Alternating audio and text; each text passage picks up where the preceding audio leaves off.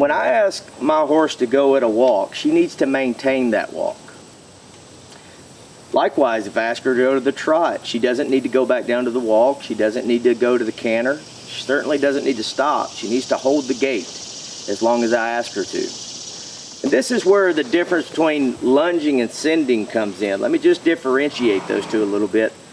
Lunging is the act of constantly providing pressure to your horse. As I said earlier, you're constantly walking in the middle of that circle, kind of driving your horse. The idea of lunging is that you're asking the horse to constantly respond to your energy, whatever energy that may be. So if I'm kind of have my shoulders down and I'm walking quietly and almost passively, she needs to walk quietly. But then if I broaden my shoulders and step in harder, step in faster, she needs to mirror that in me and walk like I am, or trot, or canter, okay? So we're always going to be adding this energy, this change of energy in lunging. Now let's talk about sending. Sending is very different. You're not actually walking with the horse. You're not really showing that energy constantly like you would be with lunging. You just simply ask the horse to go and then you release pressure. The goal of sending is that you're teaching the horse self-discipline to continue doing a job the same way until you ask them to do something different, okay? So that is the difference between sending and lunging. Now I'll demonstrate. So we do use a stick. We use our training stick here for these exercises for two reasons. One is because there is authority with the training stick. You can reach out at a greater distance and make contact with your horse if they're not in compliance with what you're asking them to do. The other purpose of it is to create distance when you first ask them to go.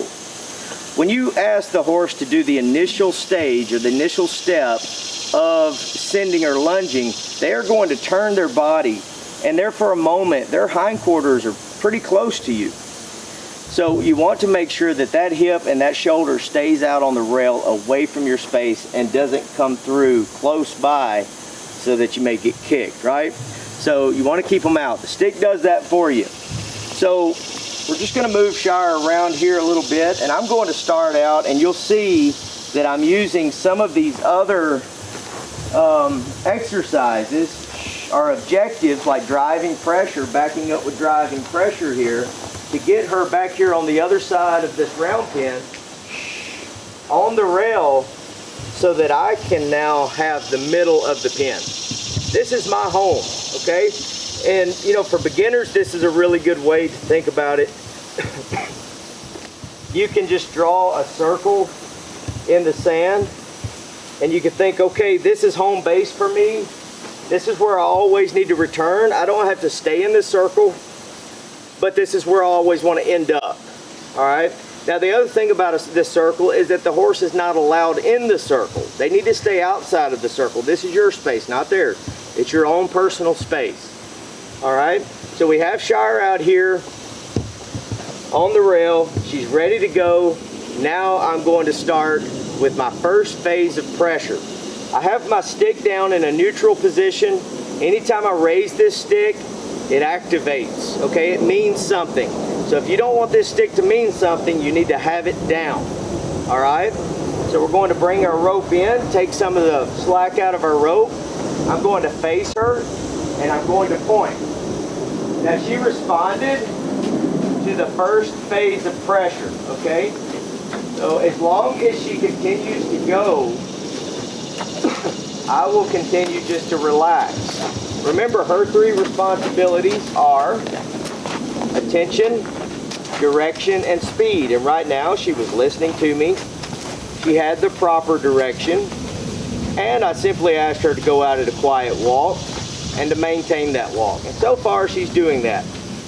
The commonality of mistakes with horses with this, especially with beginners, is a lot of times they'll get behind you and want to stop.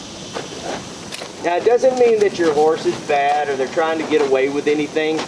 It's the simple fact that you're not looking there, so they don't feel that energy of you driving them just with your presence. when they get behind you. It feels like a pretty easy place to be. So they have the tendency to want to stop there. Now this, once again, remember, this is sending. I'm just standing here allowing my horse to be self-disciplined and to go do her job. Now we're going to go into a change of direction here. I'm going to come back to life again. I'm going to bring my slack up in my rope, and I'm going to bend and look at my horse's hip, asking her to face me. And I don't know if you noticed, but whenever she turned in, she actually started walking into me. I don't want that to happen. I want her to turn and just simply stand there, just like we started on the rail.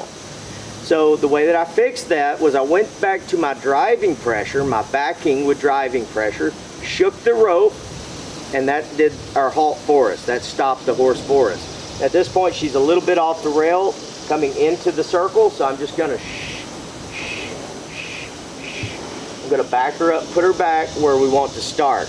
And we call this first position. This is where she's facing me, I'm facing her, and we can now either go to my left or to my right, clockwise or counterclockwise, okay? Now, we're going to change directions. We're gonna go clockwise this time. So my stick will be in my left hand, and my rope will be in my right hand. I'm going to take the slack up in my rope, and I'm going to point. And if I needed to, I could bring my stick over to that neck and drive her in that other direction. At this point, all I have to do is stand here. I'm just going to prop the stick up against my body, and I'm going to pass the rope behind my back. Allow her to do her job. Okay, I'm going to activate. I'm going to bend and look at the hip. I'm going to drive that hip over. And we're going to be back in first position again. Okay, so that is sending. It's very simple.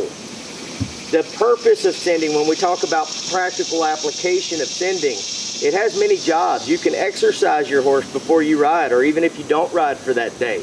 You can do behavioral modification. If they have an attitude, you can work it out without being on their back in a more dangerous situation on their back. You can do it from the ground.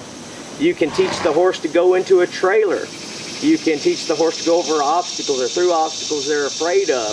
And the reason sending works for this is because as soon as they take that step forward and they're being brave and going towards that trailer that they may be afraid of, as soon as they take that step forward, you release that pressure. And with a series of that training, you can teach the horse that every time they attempt to try on that trailer, they get good things in life. They get a release of pressure. You're not forcing them in there. They can be curious and they can be relaxed while they're dealing with something that they're afraid of. So that's the concept of sending.